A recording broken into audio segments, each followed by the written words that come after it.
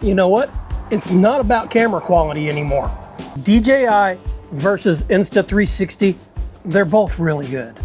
It's like at this point, you're not really losing any quality either way. That argument is kind of dead. See, on one hand, right here, we've got the DJI Nano, super clean, reliable. It's kind of a set it and go. Great stabilization, has awesome color with the D-Log, and it's just everything on it works. Insta360 kind of gives you a little bit more creative freedom, the reframing, unique shots, literally that you just can't get anywhere else. So the real question at this point is, which camera is better? How do you like to create? So for the purposes of this video, I am actually going to be shooting with these side by side. I'm not going to tell you which one it is. Might even change them up before I start doing it, so you don't know. It's going to be camera 1, camera 2. I'm going to put them both in full auto everything using D-Log on this one, the L-Log on this one. This is D-Log 10, this is L-Log 8. That's 2 bits. I don't think you're going to be able to notice the difference. So it'll essentially be up to which style do you like better, because one of them does a little bit different on its color profiles and stuff, and just check them both out and we'll go from there.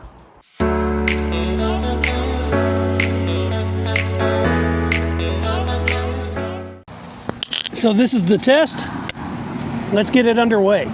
Okay, so to make this actually fair, I put both cameras in auto mode, took the ND filter off of the DJI Nano, no ND filter on the Go Ultra. I set them both at 4K 30 frames per second. Everything is in auto.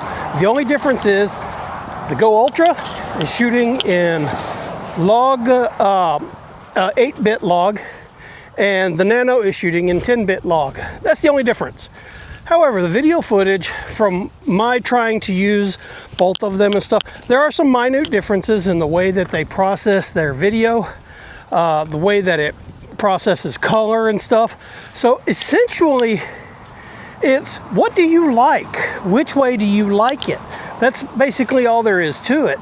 So the choice is gonna be kind of difficult for some people, simple for others. I think it's going to really come down to ecosystem. Which ecosystem do you prefer? Got a lot of wind going on here. So it's which ecosystem do you prefer? Because a lot of people like the DJI's ecosystem. It's very easy to maneuver around. It's very easy to download all the stuff off of your device over to your phone or whatever it is you are using to edit with per se. And then there again, there's the Insta360 ecosystem. I rather enjoy it. It's got a really good AI editor for like creating reels and shorts and stuff like that. That's the one thing that DJI doesn't actually have, but versus the Insta360. As far as the cameras go, they've got their different color profiles. We've got Leica over on the Go, and then we've got the different color profiles that DJI has created. They're labeled like CW and stuff like that. But it's which direction do you want to go? Because both cameras are amazing pieces of equipment. I enjoy using them both. It's ecosystem versus the camera, basically.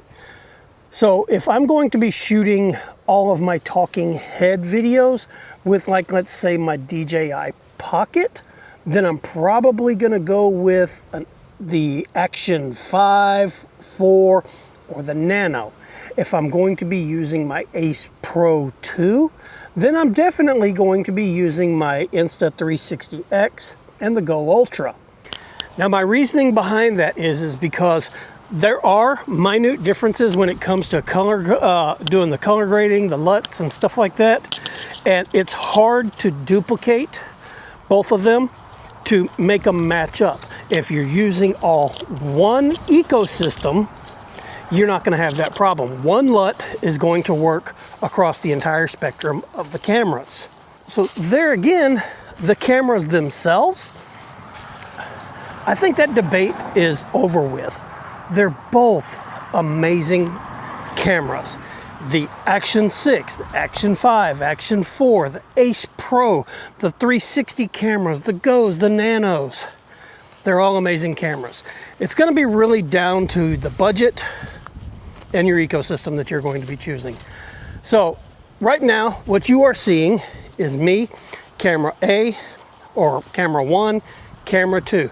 Which camera do you think is which camera?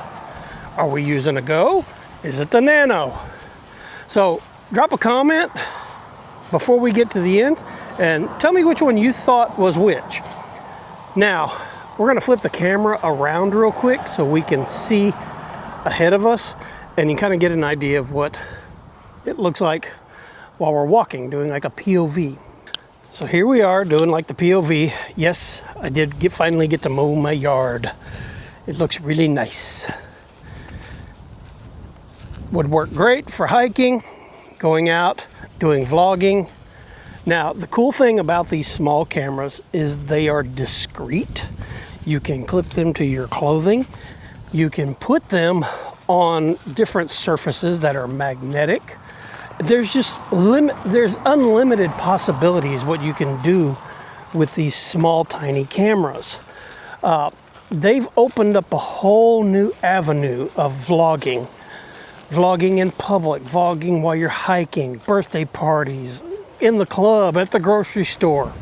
So now that we've gone through all of this, camera 1 over here. Hi, how you doing? This one is the Go Ultra. Camera number 2 right here. That one is the DJI Nano. They both work really good, and in my opinion, it is super hard to actually see the difference without using like an HD TV or a histogram or something to see the difference in the two footages. They just both work.